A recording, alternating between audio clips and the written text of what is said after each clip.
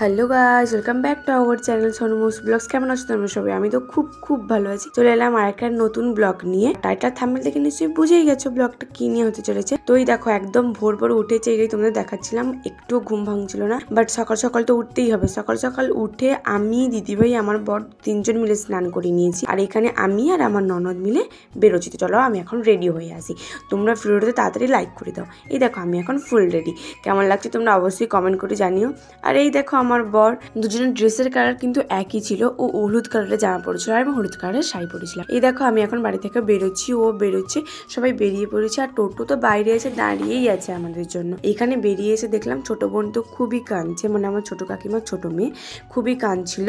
ওইখানে ওকে সান্ত্বনা দিতে ও গেছিল। তারপর আমরা উঠে পড়লাম টোটোতে, আর আমরা এখন যাচ্ছি এই যে আলিপুর বাজারটা সবে মাত্র পেরোলাম। দেখো আমি আর দিদিভাই পেছনের সাইডে বসছিলাম, আর ওইদিকে আমার বর বসছিল। তো চলো এখন যাওয়া যাক।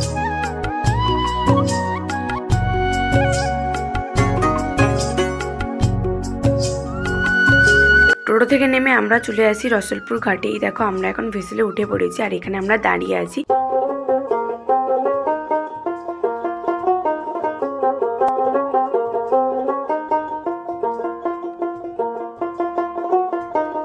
টোটো থেকে নেমে আমাদের তো ছুটে এসে ভেসেলটা ধরতে হয়েছিল, না হলে আরেকটু পরেই ছেড়ে দিত। তারপর ভেসেল থেকে নেমে আমরা ধরে নিলাম অটো।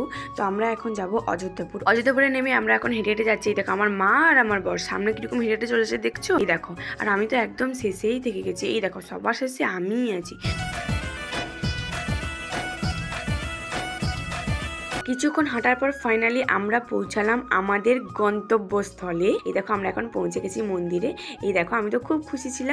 সকাল যেহেতু বেরিয়েছিলাম বাড়ি থেকে, তাই তাড়াতাড়ি পৌঁছে গেছি। আর অতটাও ভিড় ছিল না, প্রায় বলতে গেলে ভিড়ই ছিল না, পরপর হয়েছিল। এই দেখো আমরা এখন চলে এসেছি। ভালো করে মন্দিরে তোমাদের ঘুরিয়ে দেখাবো। এখানে কিছু প্যান্ডেল হয়েছিল, নিশ্চয়ই কোনো পুজো হবে ওই জন্য। আর এখানে দেখো আমার গলার মালাটা শুধু খুলে আসছিল, তাই আমার বর ঠিক করে দিয়েছে। তারপর আমার শাড়ির কুচিটাও এলোমেলো হয়ে গেছে, আমি বললাম ওই ঠিক করে দাও। এই দেখো এখন ঠিক করে দিই।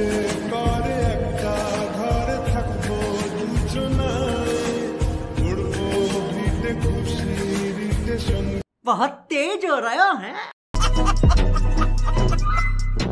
এবার আমরা সবাই মিলে জুতো খুলে চললাম পুকুর ঘাটে। মা বললো পুকুর ঘাটে গিয়ে জল ছিটিয়ে আয় মাথা। চলো যাওয়া যাক।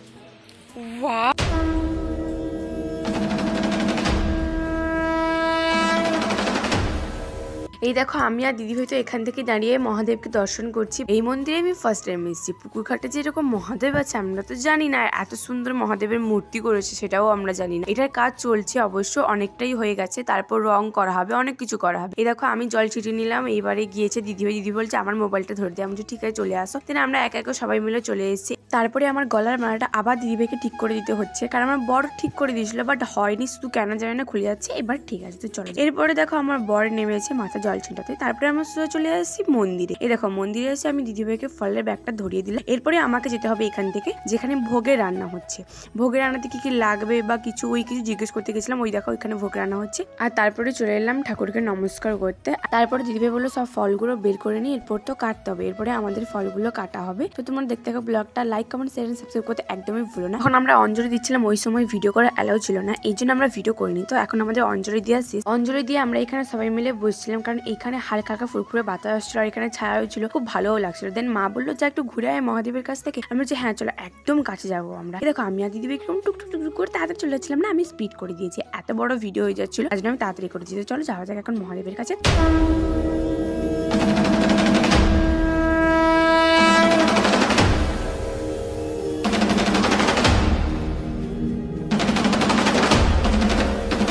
আমরা চলে আসি দোকানে কিছু খাওয়ার জন্য, কারণ অঞ্জলি দিয়েছি না খেয়েছিলাম, তাই হালকা কিছু টিফিন করার জন্যই আমরা দোকানে গেছিলাম। বাট দোকান থেকে সেরকম কিছু খাবার ভালো মতো পাইনি, তাই আমরা শুকনো কিছু খাবার নিয়ে নিয়েছি, যেমন হচ্ছে নাস্তা, বিস্কিট, তারপরে আরো কিছু কি নিয়েছিল। যাই হোক সবকিছু ভালোভাবে মিটে গেল, ভোগও রেডি হয়ে গেছে, সবকিছু রেডি হয়ে গেছে। আমরা এখন ভালোভাবে সবকিছু গুছিয়ে রওনা দিলাম বাড়ির দিকে। আর এখন ওয়েট করছি গাড়ির জন্য। তখন গাড়িও আসছিল না, তখন বাজে 2টো, ওই সময় গাড়ি পাওয়া যাচ্ছিল না। তারপর আমরা উঠে পড়লাম অটোতে, আর আমরা এখন যাচ্ছি বাড়ির দিকে। ভিডিওটা তোমরা দেখেছো, বাট লাইক কি করেছো বলো তো? তোমরা একটা লাইক করে দিও।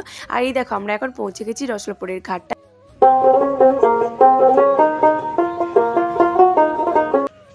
ফাইনালি এখন আমরা বাড়ি চলে এসেছি। এই দেখো চোখ মুখের অবস্থা দেখতেই পাচ্ছ, খিদেও পাচ্ছিল খুব। তো ভিডিওটা তোমাদের কেমন লাগলো অবশ্যই কমেন্ট করে জানিও। টাটা, বাই বাই, সবাই ভালো।